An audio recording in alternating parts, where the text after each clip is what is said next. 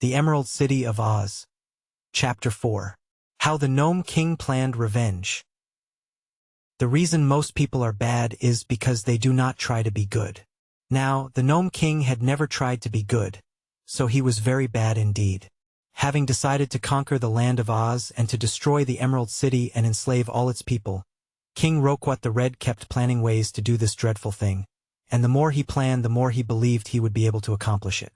About the time Dorothy went to Ozma, the Gnome King called his chief steward to him and said, "Calico, I think I shall make you the general of my armies."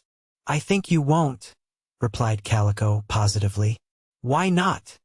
inquired the king, reaching for his scepter with the big sapphire.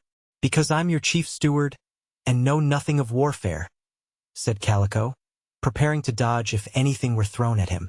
"I manage all the affairs of your kingdom better than you could yourself, and you'll never find another steward as good as I am. But there are 100 gnomes better fitted to command your army, and your generals get thrown away so often that I have no desire to be one of them."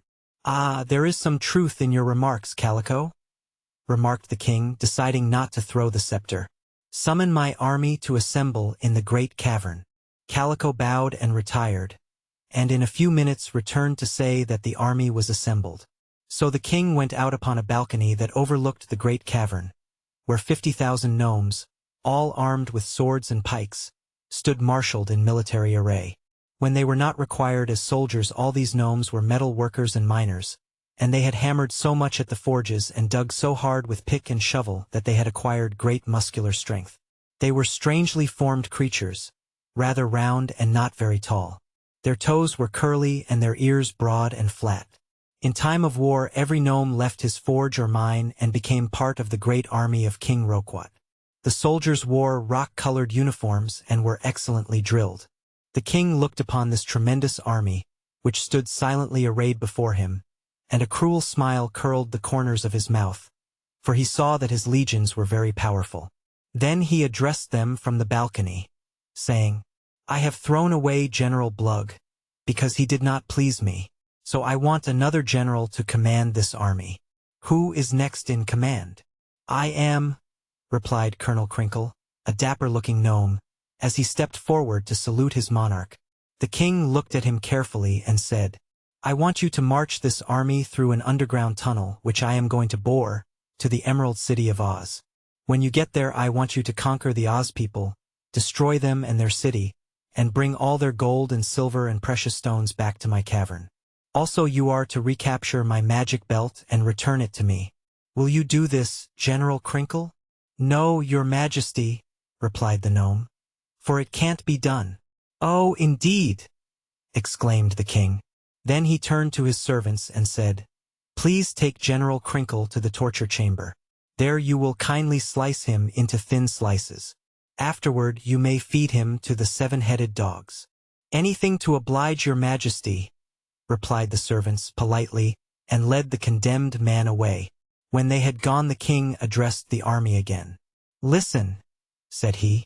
"The general who is to command my armies must promise to carry out my orders. If he fails, he will share the fate of poor Crinkle. Now, then, who will volunteer to lead my hosts to the Emerald City?" For a time no one moved and all were silent. Then an old gnome with white whiskers so long that they were tied around his waist to prevent their tripping him up, stepped out of the ranks and saluted the king. "I'd like to ask a few questions, your majesty," he said. "Go ahead," replied the king. "These Oz people are quite good, are they not?" "As good as apple pie," said the king. "And they are happy, I suppose?" continued the old gnome. "Happy as the day is long," said the king. "And contented and prosperous?" inquired the gnome. "Very much so," said the king. "Well, your majesty," remarked he of the white whiskers, "I think I should like to undertake the job, so I'll be your general. I hate good people. I detest happy people. I'm opposed to anyone who is contented and prosperous. That is why I am so fond of your majesty. Make me your general and I'll promise to conquer and destroy the Oz people. If I fail, I'm ready to be sliced thin and fed to the 7-headed dogs." Very good indeed. That's the way to talk," cried Roquat the Red, who was greatly pleased. "What is your name, General?" I'm called Guff, your majesty. Well, Guff, come with me to my private cave and we'll talk it over. Then he turned to the army. Gnomes and soldiers, said he. You are to obey the commands of General Guff until he becomes dog feed. Any man who fails to obey his new general will be promptly thrown away. You are now dismissed. Guff went to the king's private cave and sat down upon an amethyst chair and put his feet on the arm of the king's ruby throne. Then he lighted his pipe and threw the live coal he had taken from his pocket upon the king's left foot and puffed the smoke into the king's eyes and made himself comfortable. For he was a wise old gnome, and he knew that the best way to get along with Roquat the Red was to show that he was not afraid of him. I'm ready for the talk, your majesty, he said. The king coughed and looked at his new general fiercely. Do you not tremble to take such liberties with your monarch? He asked. Oh no, said Guff calmly, and he blew a wreath of smoke that curled around the king's nose and made him sneeze. You want to conquer the Emerald City, and I'm the only gnome in all your dominions who can conquer it. So you will be very careful not to hurt me until I have carried out your wishes. After that, well, what then? Inquired the king. Then you will be so grateful to me that you won't care to hurt me, replied the general. That is a very good argument, said Roquat. But suppose you fail? Then it's the slicing machine. I agree to that, announced Guff. But if you do as I tell you, there will be no failure. The trouble with you, Roquat, is that you don't think carefully enough. I do. You would go ahead and march through your tunnel into Oz, and get defeated and driven back. I won't. And the reason I won't is because when I march I'll have all my plans made, and a host of allies to assist my gnomes. What do you mean by that? Asked the king. I'll explain, King Roquat. You're going to attack a fairy country, and a mighty fairy country, too. They haven't much of an army in Oz, but the princess who rules them has a fairy wand. And the little girl Dorothy has your magic belt.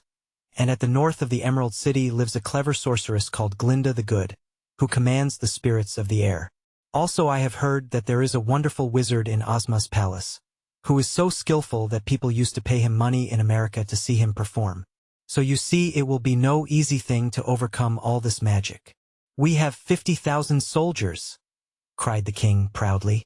Yes, but they are gnomes, remarked Guff, taking a silk handkerchief from the king's pocket and wiping his own pointed shoes with it. Gnomes are immortals, but they are not strong on magic. When you lost your famous belt, the greater part of your own power was gone from you. Against Ozma, you and your gnomes would have no show at all. Roquat's eyes flashed angrily. Then away you go to the slicing machine, he cried. Not yet, said the general, filling his pipe from the king's private tobacco pouch. What do you propose to do? Asked the monarch. I propose to obtain the power we need, answered Guff. There are a good many evil creatures who have magic power sufficient to destroy and conquer the land of Oz. We will get them on our side, ban them all together, and then take Ozma and her people by surprise. It's all very simple and easy when you know how. Alone we should be helpless to injure the ruler of Oz, but with the aid of the evil powers we can summon we shall easily succeed. King Roquat was delighted with this idea, for he realized how clever it was. Surely, Guff, you are the greatest general I have ever had, he exclaimed, his eyes sparkling with joy. You must go at once and make arrangements with the evil powers to assist us, and meantime I'll begin to dig the tunnel. I thought you'd agree with me, Roquat, replied the new general. I'll start this very afternoon to visit the chief of the Whimsies.